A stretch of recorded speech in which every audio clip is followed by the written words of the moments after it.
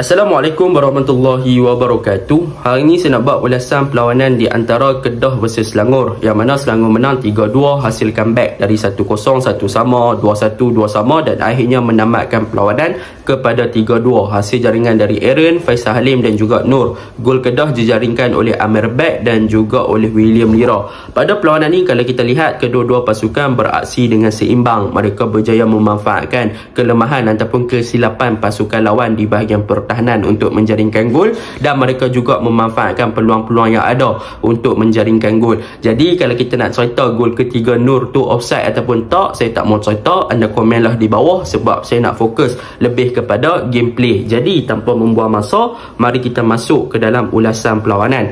Untuk ulasan perlawanan kali ini, saya akan mulakan tentang pasukan Selangor. Apakah perkara positif yang saya suka tentang pasukan Selangor adalah di bahagian tengah, iaitu gandingan Orozco dan juga Alex, yang mana boleh saya katakan gandingan Orozco dan juga Alex telah memberikan satu dimensi yang baru kepada bahagian tengah pasukan Selangor in term of attacking dan juga ketika bertahan, yang mana kedua-dua player ni boleh dikatakan flexibility lah, apabila kebanyakannya gerakan pasukan Selangor boleh dikatakan berpunca daripada gerakan yang dilakukan oleh mereka berdua. Kenapa saya katakan kedua-dua player ni flex ataupun boleh dikatakan fleksibel? Sebab kedua-dua player ni sering untuk bertukar position di bahagian tengah, yang mana kalau kita tahu daripada awal, Alex adalah player yang diletakkan as a number 6, tetapi kena faham lah, dalam fasa build-up ataupun dalam fasa Selangor menyerang, kedua-dua player ni akan bertukar position mereka. Sekiranya Alex yang bertindak as a number 6 dalam fasa menyerang, maka Orozco selalunya dia akan drop lebih deeper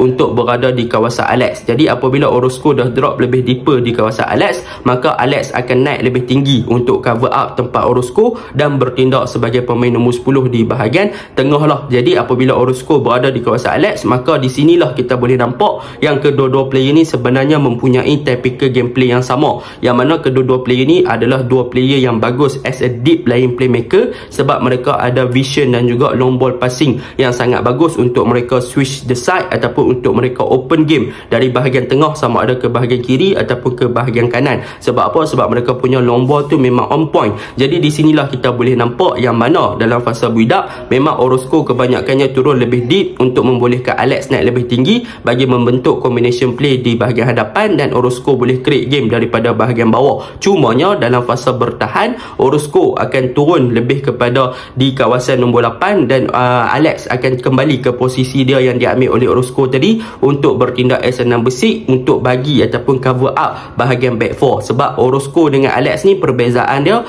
Alex adalah player yang lebih bagus daripada segi dirty work dan juga lebih bagus daripada segi untuk Selangor bertahan di bahagian midfield department lah, berbanding Orozco. Orozco ni dia kreatif, Alex kreatif, tetapi perbezaannya Alex adalah player yang lebih bagus daripada segi defending dan Orozco dia kurang daripada segi untuk bertahan. Inilah yang memberikan satu dimensi yang baru kepada pasukan Selangor ketika mereka dalam fasa build up. So memang senanglah untuk Selangor improve dan juga tukar position antara kedua-dua player ni untuk mereka menyerang. Tetapi dalam fasa bertahan, Alex lah yang akan still jadi number 6 untuk bertindak sebagai holding midfielder untuk buat dirty work ataupun kerja-kerja kotor ataupun untuk membantu pertahanan pasukan Selangor daripada ditembusi oleh pemain-pemain Kedah di kawasan orang kata apa, di kawasan final third lah. Jadi itu untuk pasukan Selangor yang pertama. Yang kedua, kalau kita lihat tentang efektifnya Orozco, Faisal Halim dan juga Aaron di bahagian tengah. Sebab apa saya kata Orozco ni as a playmaker? Sebab kita boleh nampak yang Orozco untuk game ni dia bukan sahaja fleksibel, tetapi dia juga banyak bergerak secara bebas.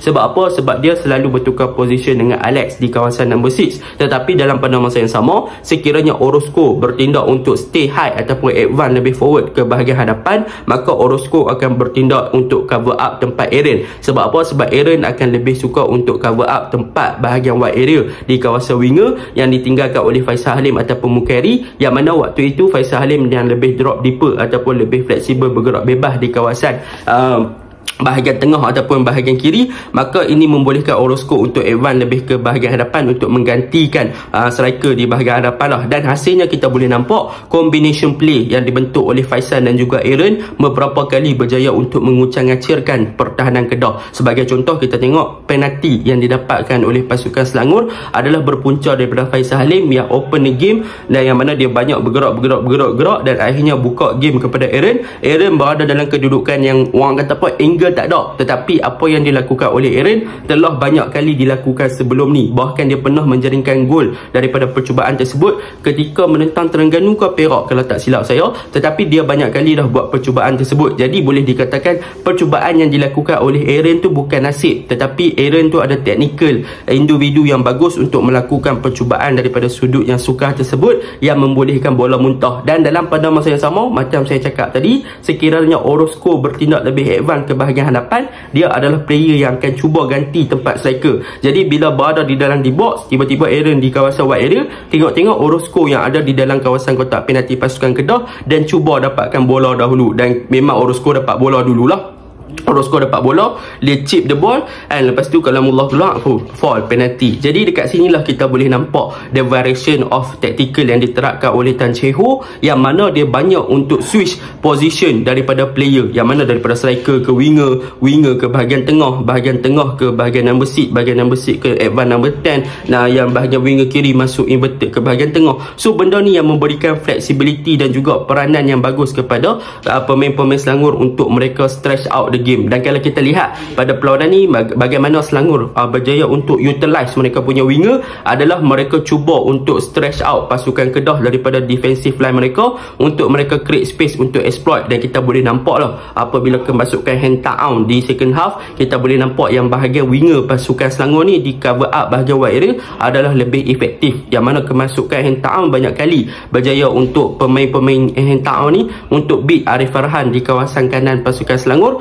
untuk sebelum dia buat cutback ke dalam di box lah. Banyak percubaan ataupun cutback ataupun crossing yang dilakukan oleh hand down hampir membolehkan pasukan Selangor menjaringkan gol lah pada perlawanan ni. Jadi kita boleh nampak lah efektifnya pasukan Selangor adalah daripada segi mereka punya switch position dan juga mereka punya mereka punya pergerakan tanpa bola, dan juga bagaimana mereka utilize untuk stretch pemain Kedah daripada berada dalam kedudukan yang compact dan mengembang. Jadi ada ruang kosong untuk mereka exploit. Itu perkara yang baguslah tentang pasukan Selangor. Cumanya ada beberapa perkara yang pasukan Selangor boleh improve lah. Apa yang mereka boleh improve untuk perlawanan yang akan datang? Yang pertama adalah mereka boleh create lagi creativity di bahagian tengah daripada penggunaan Ali Faikal. Sebab apa boleh dikatakan Ali Faikal agak tenggelam pada perlawanan ni, yang menyebabkan creativity di bahagian midfield tu tak boleh nak create ataupun tak boleh nak connect well dengan Aaron Devel. Sebaliknya Faisal Halim yang asyik connect dengan Aaron Devel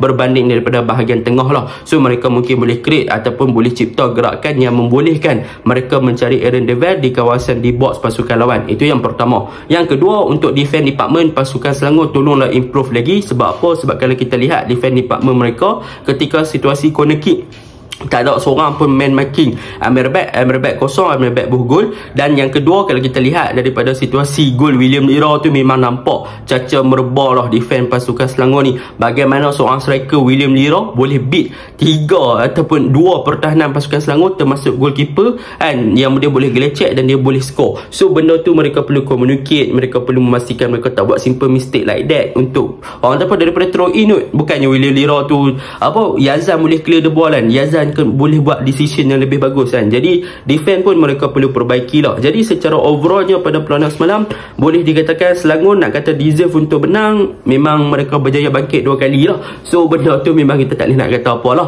kan. Dan kalau kita lihat Selangor menang 3-2 adalah tanpa seorang striker tulen, iaitu selepas Aaron dikeluarkan, Nur bawa masuk. Nampak bagaimana kebijaksanaan daripada Tan Chee Ho. Dia utilize the team based on individual punya individual punya gameplay kan, tetapi dia berjaya untuk create the team play untuk membolehkan pasukan Selangor menang walaupun tanpa seorang striker tulen. So benda ni yang orang kata Selangor kena improve lagi daripada segi mereka punya finishing part lah. Yang mana kalau kita tengok banyak finishing ataupun execution yang cuba dilakukan oleh pasukan Selangor tidak berjaya untuk dihasilkan dengan baik. Jadi saya harap Selangor boleh improve part tu lagi lah. Itu untuk Selangor. Dan untuk pasukan Kedah, Untuk pasukan Kedah obviously lah, kalau kata kat saya kecewa Kedah, kalah 3-2 ni kecewa sebab kita leading 2 kali tapi kita tak mampu nak mempertahankan 2 kali tersebut, dan kita kalah minit-minit akhir lah kan. Boleh bukan minit akhir, minit-minit tak akhir sangat lah kan. Lepas tu kita bermain dengan 10 orang dan sebagainya, and itu yang memberi impact yang negatif sikit. Kita kalah, bahkan Balotelli ada satu peluang yang terhidang yang hampir untuk menyamakan kedudukan, tapi sayang bola tu angle tak ada, sukar untuk dia score, so dia tak berjaya. Walaupun boleh dikatakan lebih kepada body positioning dia tak apa nak okey ingat, tak apa nak seimbang, finishing dia agak kurang lah, walaupun dia cuba untuk place the ball on the right side of the goal, tapi tak berjaya lah. Dia cuba buat placing, dia cuba buat tak berjaya. Tetapi apa yang kita nak boleh komen pasal Kedah ni, dia ada benda yang positif, dia ada perkara yang positif. Okey, perkara positif untuk pasukan Kedah pada perlawanan ni, perkara pertama lah yang positif untuk pasukan Kedah, apa yang boleh saya katakan, back four pasukan Kedah walaupun mereka bermain boleh dikatakan 2 gol mudah diberikan. Bukan 2 gol mudah, bermaksud gol yang disiptakan oleh pasukan Selangor tu boleh dikatakan kesilapan daripada pertahanan Kedah sendirilah, yang mana Kedah punya pertahanan tak berapa nak compact, tak boleh nak clear the ball dengan bagus dan sebagainya.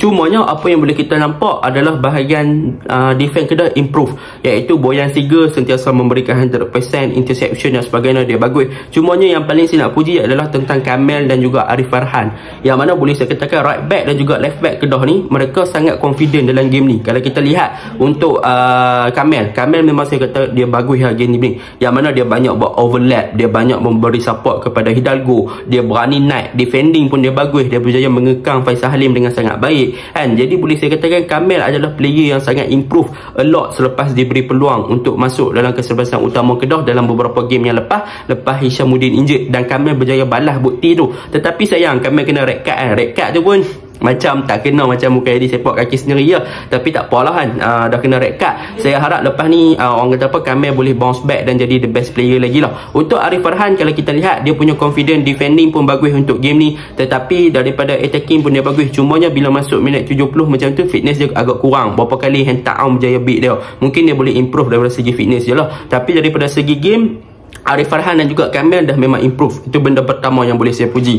Yang kedua, apa yang boleh saya puji adalah tentang Kalamullah. Even Kalamullah ramai orang kecam untuk gol penalti, untuk gol yang kedua dan sebagainya, bola muntah kan, bola muntah tu. Tetapi kena ingatlah, tanpa Kalamullah semalam, kemungkinan Kedah akan kalah lebih awal. Sebab apa? Sebab Kalamullah banyak buat crucial save pada perlawanan semalam. Dia save bola daripada Alex, dia save bola daripada Faisal Halim, and dia banyak save. So boleh dikatakan crucial save yang ditunjukkan oleh Kalamullah juga membantu Kedah daripada tidak diborosi lebih daripada 3. Itu yang kedua. Yang ketiga, kalau kita lihat benda yang positif adalah tentang William Lira. William Lira bagus lah game ni, and William Lira banyak bergerak. Macam ni lah yang saya nak daripada William Lira. Macam dalam beberapa video yang lepas saya selalu cerita ataupun mention apa kekurangan William Lira adalah dia tak banyak movement ataupun off ball movement dia kurang, check in check out dia kurang. Tetapi untuk game ni boleh saya bagi puji sebab work rate dia bagus, dia berjaya untuk bergerak banyak, untuk create banyak space, and so benda tu positif. Dan hasilnya kita boleh tengok, bila dia banyak bergerak, dia banyak press, dia berjaya untuk pastikan yang defend pasukan lawan buat mistake, dia berjaya dapat 1 gol. That is the point lah kan. So benda tu berjaya untuk William Lira score. Dan daripada segi gameplay pula, kita boleh nampak yang Kedah punya gameplay dah makin improve, terutamanya selepas Swarm cover up tempat Amir Bek bermain lebih advance as a number 8. So kita boleh nampak benda tu positif kepada bahagian bahagian tengah Kedah. Cumanya still ada benda yang pasukan Kedah kena improve lah. Antaranya kalau kita lihat orang kata apa, benda yang nak improve. Okey, satu lagi saya lupa, kita puji Lah adalah sub yang dibawa masuk, iaitu Balotelli dan juga Fayad. Yang mana untuk game ni Balotelli dan juga Fayad sebenarnya telah membentuk combination play yang bagus. Kedua-dua player sebenarnya bermain dengan sangat-sangat baik. Fayad berjaya untuk create beberapa movement di bahagian kiri. Dia nampak lebih tenang, dia nampak lebih confident dan lebih bagus dengan pergerakan bola. Kita nampak lah, and with the ball kita boleh nampak yang Fayad makin positif dia punya gameplay untuk beat pertahanan lawan. Begitu juga bagaimana dia create chance kepada Balotelli untuk score the goal. Balotelli pun bila dia masuk, dia nampak efektif untuk banyak bergerakan. So benda ni memang kita boleh puji. Tetapi untuk kelemahan pasukan Kedah yang kita boleh nampak, yang pertama, Litak.